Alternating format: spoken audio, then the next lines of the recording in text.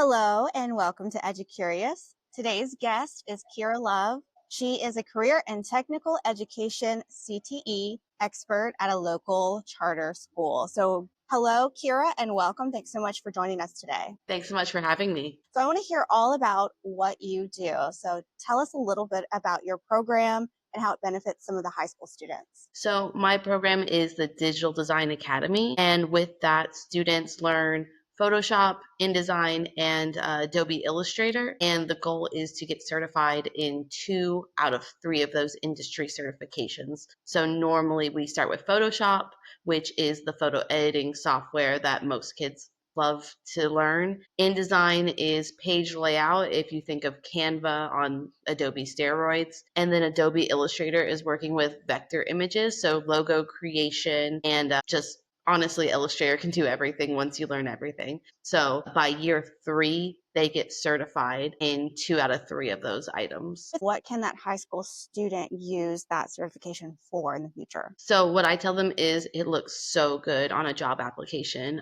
When I graduated college, I had put on my resume that I knew Photoshop. And with my degree in journalism, I got a job in marketing specifically for being able to use Photoshop and InDesign. So if a employer sees that they have that certification, they know that that student knew enough about the program to learn it, study it, certify in it, and they could do anything. So employers look for that a lot. Tell me about your background. You do not come from the educational world, and you bring so much knowledge because you studied very heavily at a great university in the field that you teach.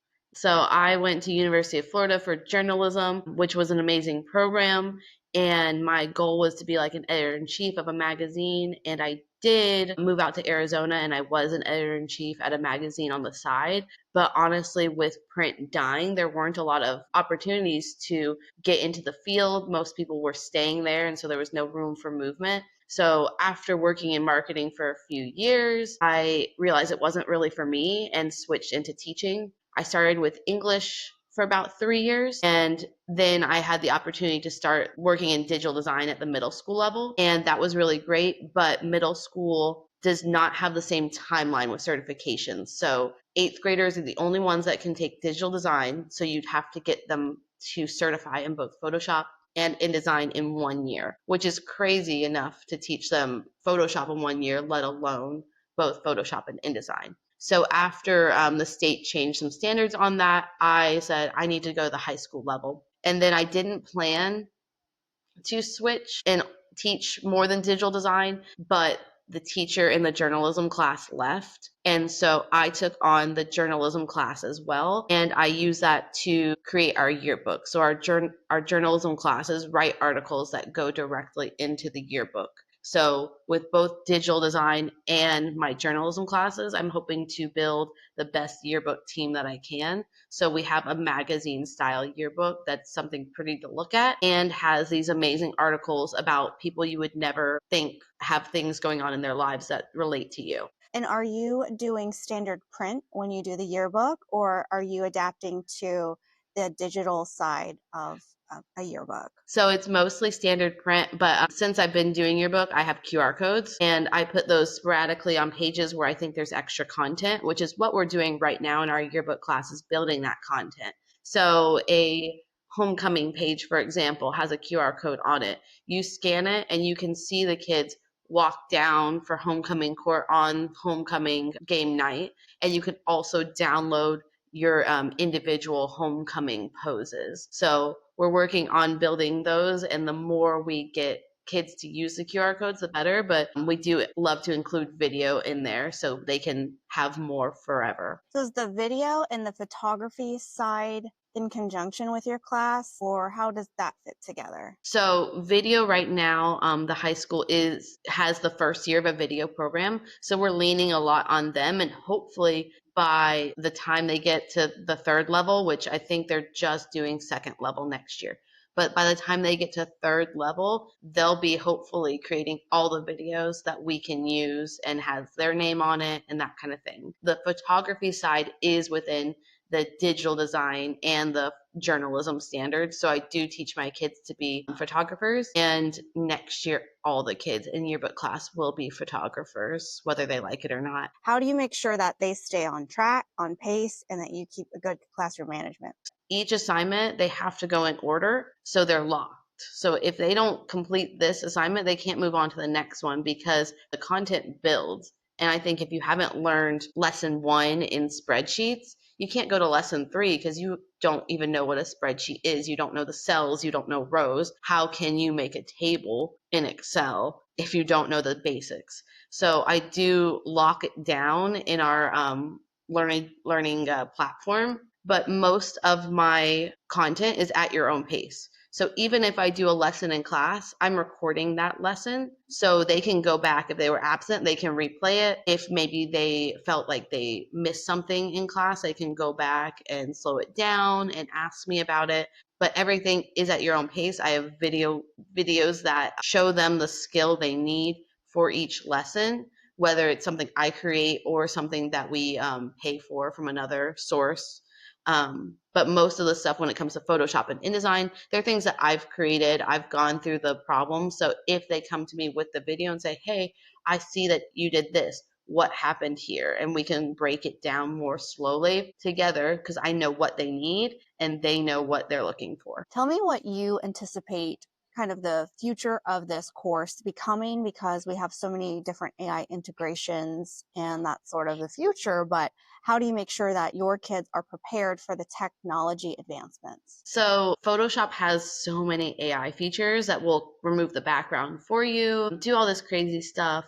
And while I do talk about that with them, I say you can't lean on that because it's not as good. Even my yearbook students would be like, oh, I cut out this photo. And I'm like, ew, why does it look like this? Like the hair will be scraggly or there'll be pieces of somebody else still in the picture. So I teach them the old school ways. You have to use the pen tool to cut things out. When we come to things like AI written content, my students in yearbook leaned a lot on that when we did caption writing, but they realized very quickly AI was not going to write their article for them. If you tell ChatGPT to write an article, it did not know what to do. It would make up sources and it didn't follow the structure that I had taught them. So they knew that they could use it to reword a sentence. And if I was like, hey, I don't like how this intro piece sounds, they would put it in and try it and come up with alternates.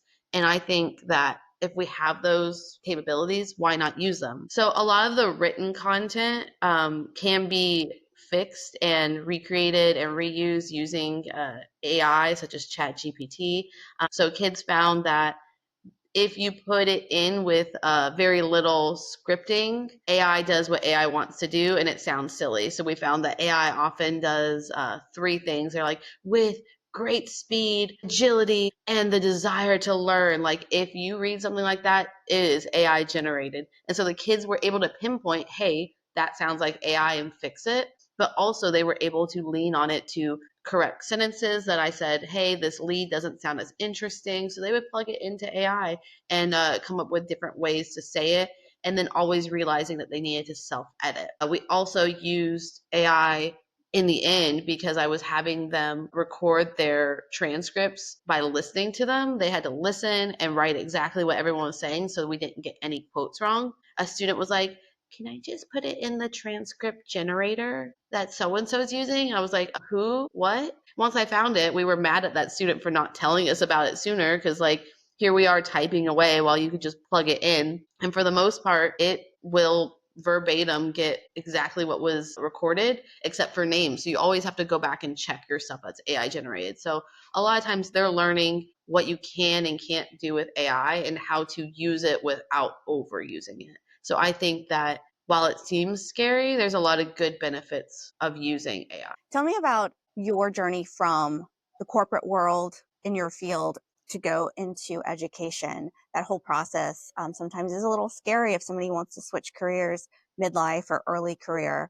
Help us understand that better. So I feel like I help a lot of people when they start because I kind of really know the process, but I did the process in Arizona. It's a lot different than Florida. So in Arizona, it was really hard to figure out how to go through all the red tape. But basically, you go to a classroom and they are like, here you go, you're in a classroom, no other thing other than your degree. And then at the same time, you're taking college classes through a prepared program for teachers that are switching. And so sometimes that includes creating lesson plans or filming your class while you do a lesson plan, and a lot of professors coming in to watch you do what you are doing so they can grade you on it. But ultimately got my certification in Arizona, and then in Florida the certification is different. So I had to redo all my certification exams again when I came back to Florida, because they provisional and temporary are two different things to two different states. So kind of making sure you're mindful of what state you want to be in when you're doing all that is important.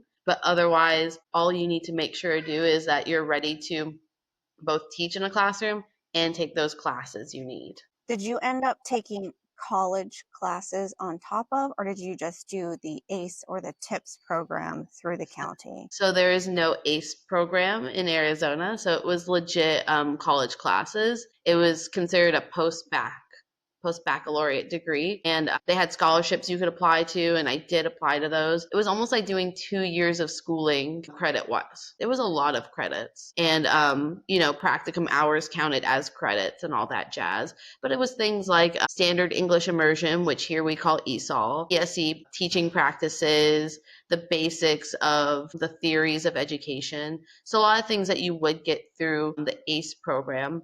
And then even now, if you are in an industry and you are coming over to teach that same thing, the state will give you a teaching certificate based on your industry knowledge and certification, which doesn't apply for journalism. So that's great. Yeah.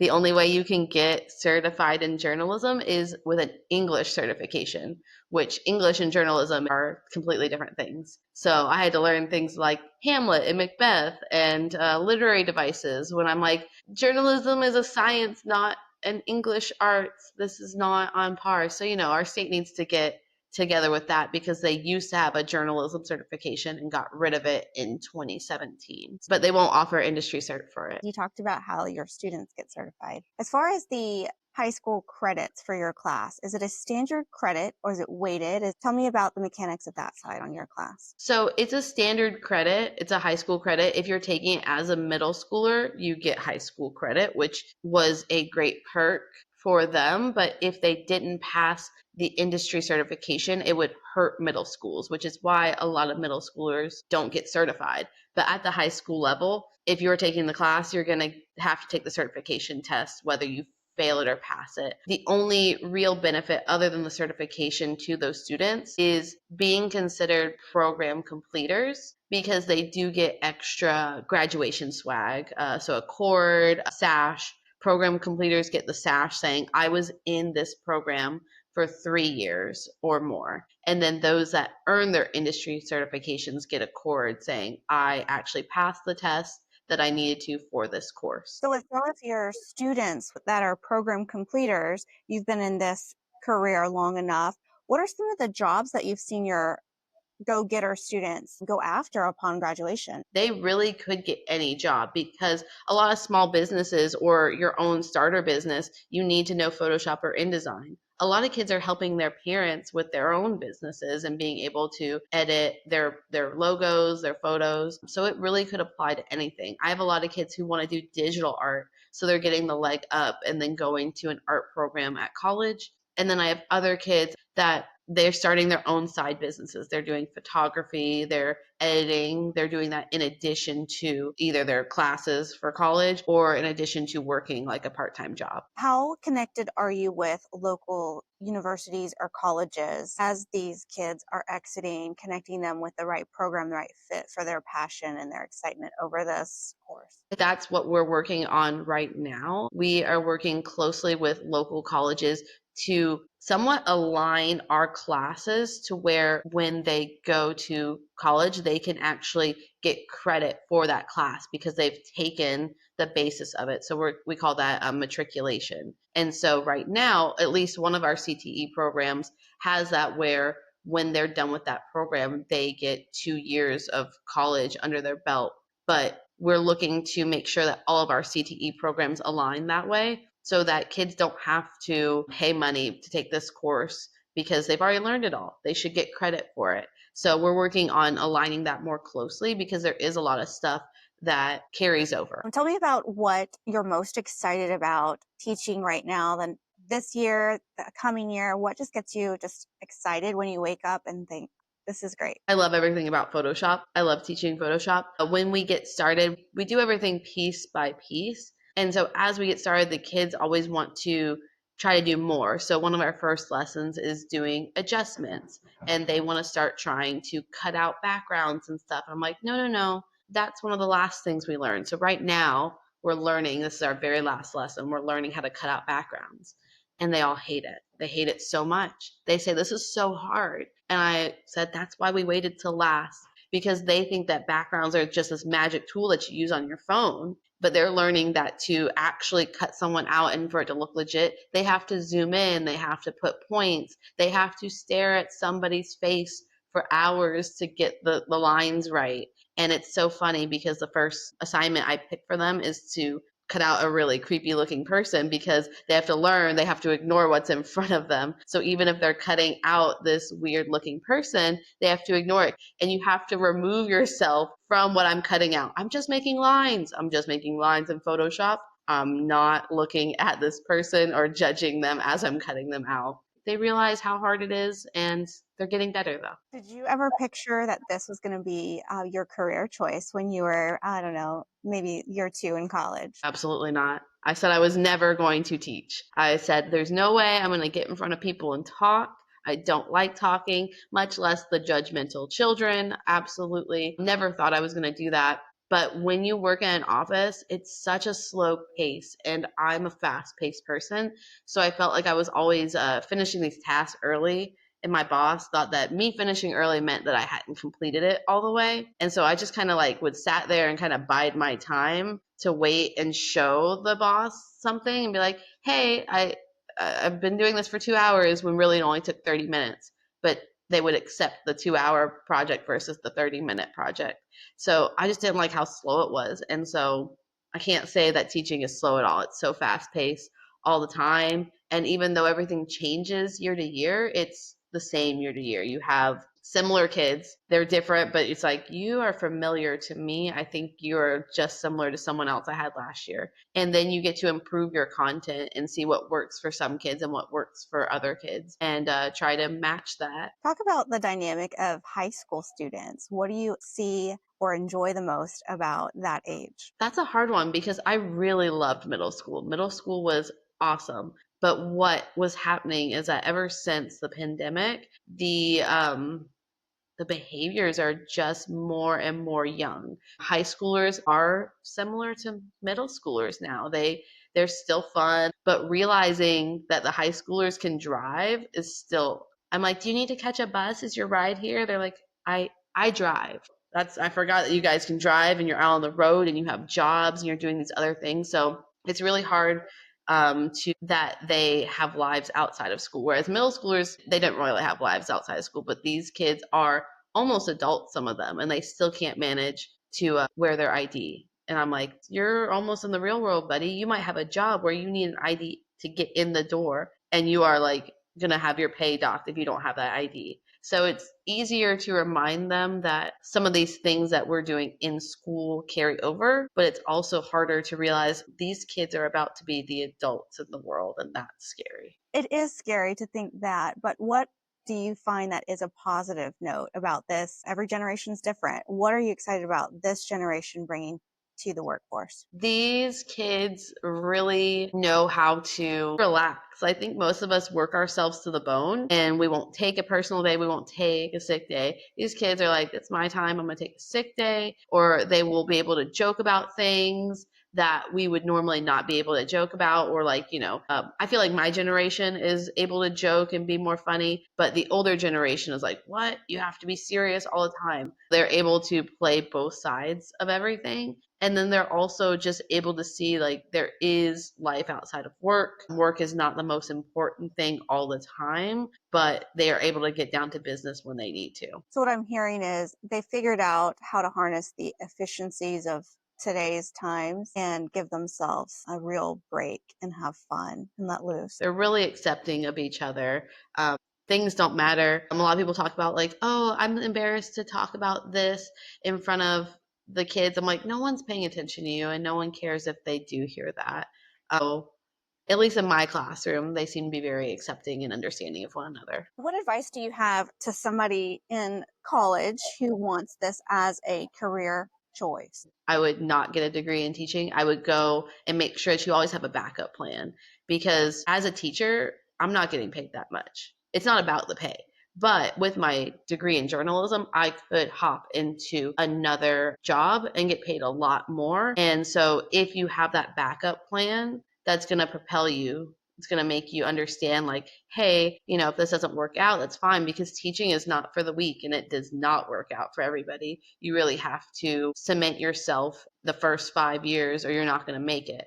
But degrees in marketing, business, journalism, things that bring skills and bring organization and bring ways to cope with a lot of things that the teachers deal with, those are great degrees to have, and then jump in and change. What are some of the resources that you stay connected with so you've got fresh content, new information, and you're always relevant? I think that's the hardest one, because Photoshop is always changing, but basically I teach myself, and I encourage the kids to teach themselves. So if they see something and we need to talk about it, we do it right then and there. My curriculum is not created for me. I create everything myself. As far as Photoshop and InDesign, I did lean on a textbook. There's textbooks that teach kids how to do it, but they're very boring. So I read it myself and say, okay, this is what I need to teach them, and kind of learn from there. But I also teach to the test. So I'll take the certification test every 3 years.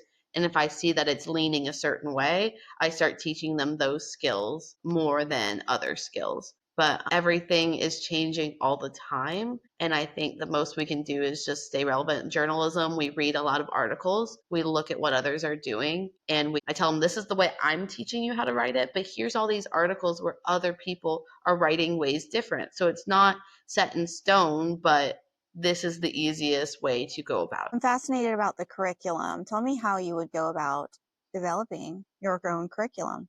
It's a lot of Google searching. So I know what I need to teach. So when I started Photoshop, I decided that I was going to teach it in this kind of platform. And then I would Google like information. So we learn about image masking. So I'm looking up how to explain to them what an image mask is, why you would need it, why you wouldn't need it. I create a Google slide based on that.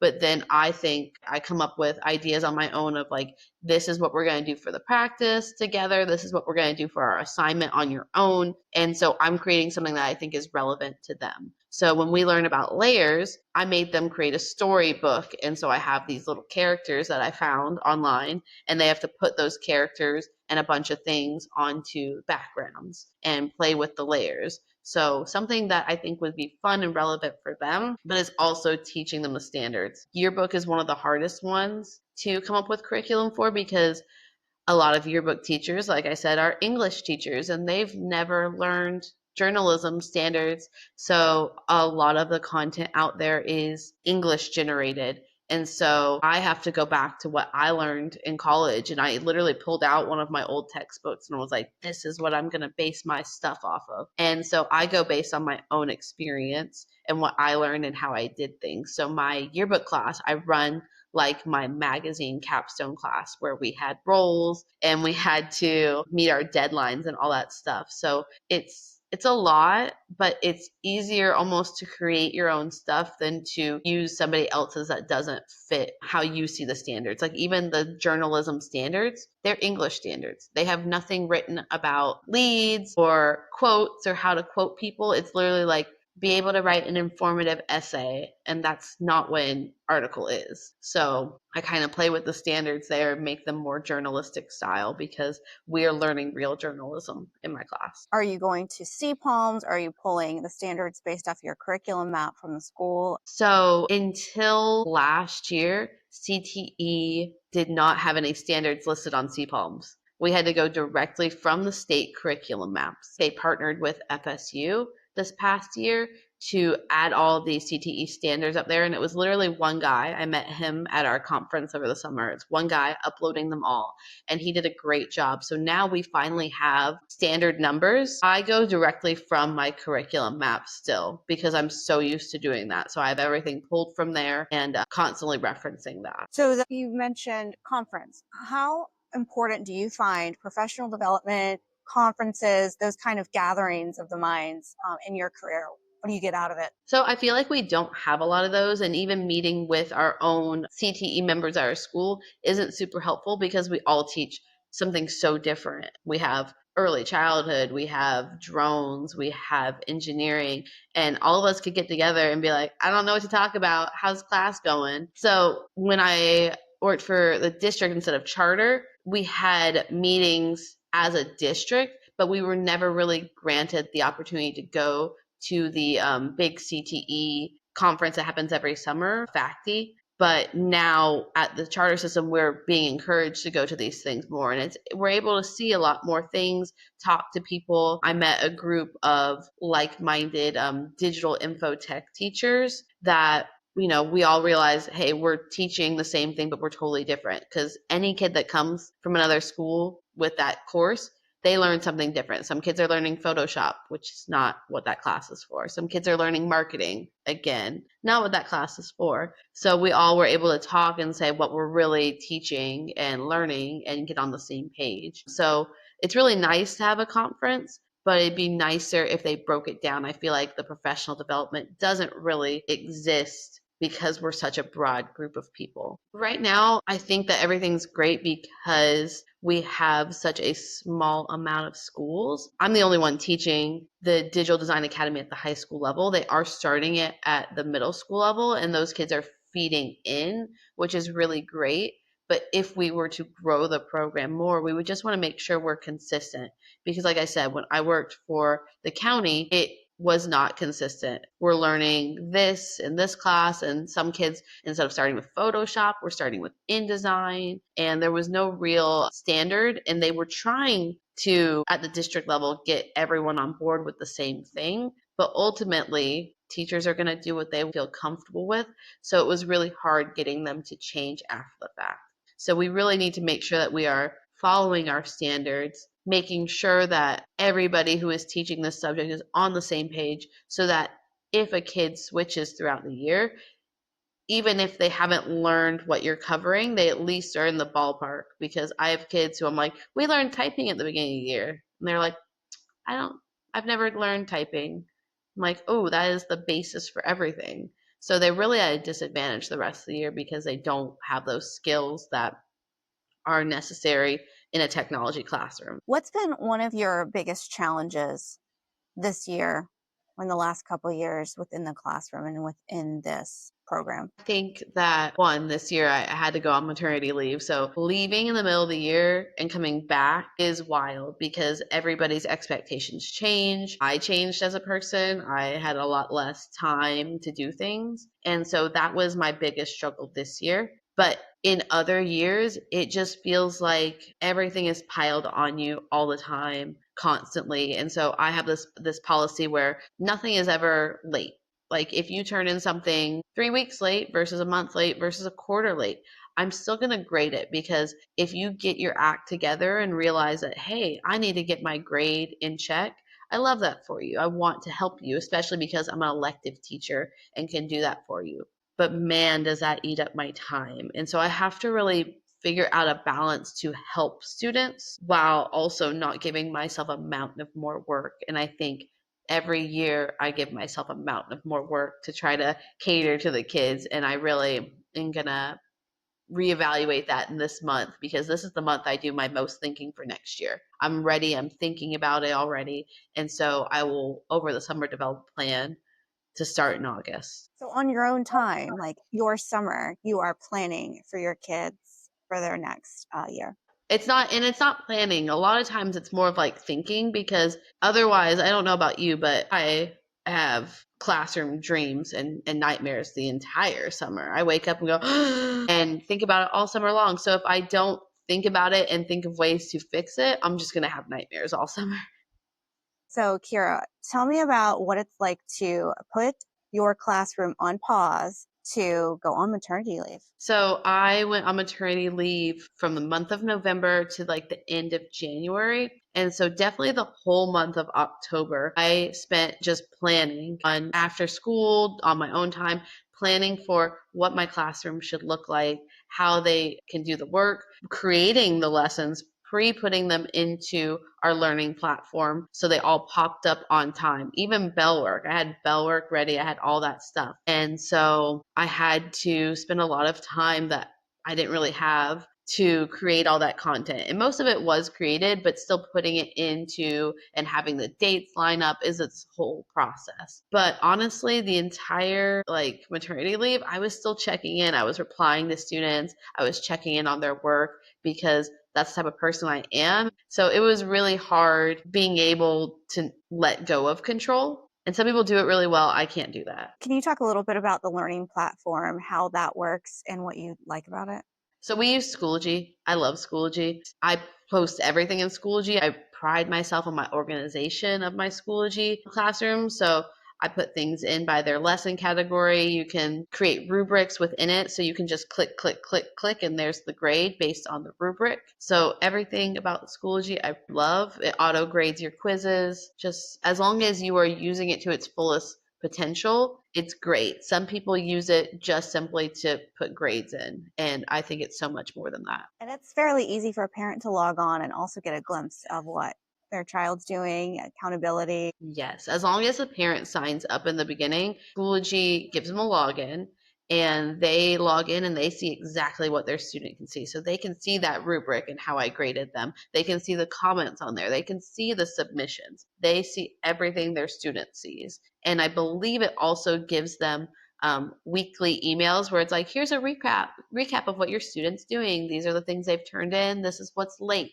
So I think the biggest hurdle is that a lot of students, a lot of parents find that they actually never had a Schoology account or were never logged in. And so they didn't really know that it existed. And it's either because we have the wrong, an old email address, or it went to spam and they never checked in. So if they don't know about it, they're not missing it, but once they realize what it has, it's everything. If you could summarize your teaching philosophy, what would that look like? I think my role as an elective teacher is to teach them skills that they can use not only in their other classes, but outside the classroom in their life. So we do a lot of note taking, and they say, man, why do I have to take these notes? And I say, because I'm teaching you the correct way to take notes in a subject that you should mostly enjoy, so that when you're taking notes in a subject you may not enjoy, that you know how to take the notes effectively and study and use those notes to study. So we do a lot of outlining, breaking it down, tabbing, indenting,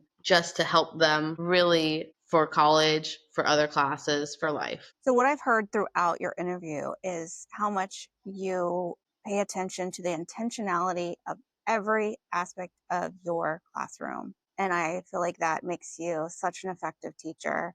I've learned so much. It's great to get to know what you do on your side because I'm fascinated by the class, but also by the person behind this class who really has their heart into it for the right reasons. So, thank you for spending time with us. I really appreciate it. I'm glad to share. Thank you so much. So, whether you're a teacher, parent, or just EduCurious, join the community as we explore various educational topics and learn from each other. Thank you so much, Kyra. Great to talk to you. Thanks.